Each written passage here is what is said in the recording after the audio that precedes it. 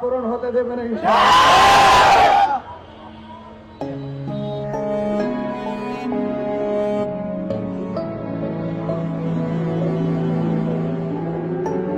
সোমবার বিকেল 4টা জামায়াতের বিক্ষোভ মিছিল শেষে প্রধান অতিথির বক্তব্য দিচ্ছিলেন কুষ্টিয়া জেলা জামায়াতের আমির মাওলানা আবুল হাশেম।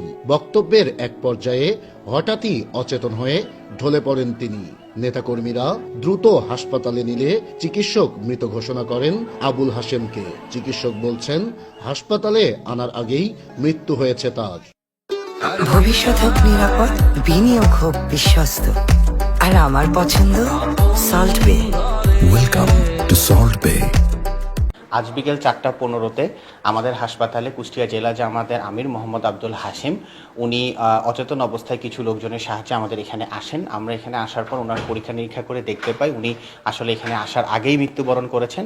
আমরা ইসিজি করে সেটার কনফার্মেশন করি এবং আমাদের এখানে কনসালটেন্ট ডক্টর এস.এম. মুমিন স্যার উনিও ছিলেন, উনিও পরবর্তীতে দেখে কনফার্মেশন করেন। রোববার কুষ্টিয়া 3 আসনের জামায়াত মনোনীত প্রার্থী আমির হামজা ফেসবুকে পোস্ট করে দাবি করেন তাকে হত্যার হুমকি দেওয়া হচ্ছে। এরই প্রতিবাদে সোমবার 3টায় শহরের পৌর চত্বর থেকে বিক্ষোভ মিছিল বের করে জামায়াতে ইসলামী, যার নেতৃত্ব দিচ্ছিলেন জেলা জামায়াতের আমির মাওলানা আবুল হাশেম। মিছিলটি শহরের এনএস রোড প্রদক্ষিণ করে একতারা মোড় এলাকায় গিয়ে শেষ হয়। সেখানেই মাওলানা আবুল হাশেম দাঁড়িয়ে বক্তব্য দিচ্ছিলেন। বক্তব্যের এক পর্যায়ে হঠাৎ ঢলে পড়েন তিনি। নেতাকর্মীরা দ্রুত হাসপাতালে নিয়ে গেলেও বাঁচানো সম্ভব হয়নি আবুল হাশেমকে। মিছিল পূর্ব সমাবেশে অধ্যাপক আবুল হাশেম যখন তার প্রধান অতিথি হিসেবে বক্তব্য পেশ করছিলেন, বক্তব্য পেশ করার একটি পর্যায়ে উনি স্ট্রোকজনিত কারণে হঠাৎ করে অসুস্থ হয়ে পড়েন। তার হার্টের আগে থেকে সমস্যা ছিল, ওই এনজিওগ্রামও করে আসছে এর আগে ঢাকা থেকে। তো উনি নিয়মিতই হার্টের ওষুধ খান আর কি, এবং কিছুদিন আগেই চোখের অপারেশন করছে। চোখের ডফারও এখনও চলছে, এখনও পুরোপুরি উনি সুস্থ হয়ে নাই। আজকে সকালেও কলেজ থেকে আসছে, কলেজ ছুটি শেষে মিছিলের উদ্দেশ্যে আসছে, এসে অফিসে নেমে গেছে।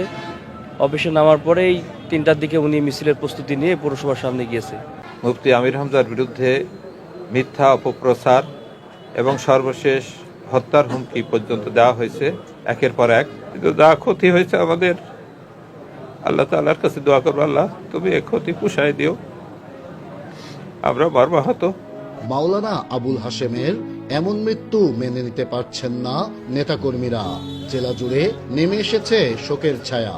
আমাদের আবুল হাশেম স্যারের মৃত্যুতে একেবারে প্রচণ্ডভাবে শোকাহত, এবং ওনার মতো একজন ইসলামী ব্যক্তিত্ব দ্বিতীয়টি গড়ে উঠবে কিনা এই নিয়ে আমাদের সন্দেহ আছে। হঠাৎ যখন শুনলাম, নিজেকে আসলে নিজের আবেগ ধরে রাখতে পারি নাই, খুবই কষ্ট লেগেছে। স্যার মনে হচ্ছে যেন স্যার মরে নাই, আসলে স্যার আমাদের কাছে অমর হয়ে থাকবে। তাকে হারাই আমরা মর্মাহত, খুবই ব্যথিত, এবং কুষ্টিয়া জেলা একজন অভিভাবক হারাইল। আবুল হাশেমের গ্রামের বাড়ি কুষ্টিয়ার ভেড়ামারা উপজেলার গোলাপনগরে। মিরপুর পুরাদহ কলেজের শিক্ষক ছিলেন তিনি। নাহিদ হাসান তিতাস, দেশ টিভি, কুষ্টিয়া।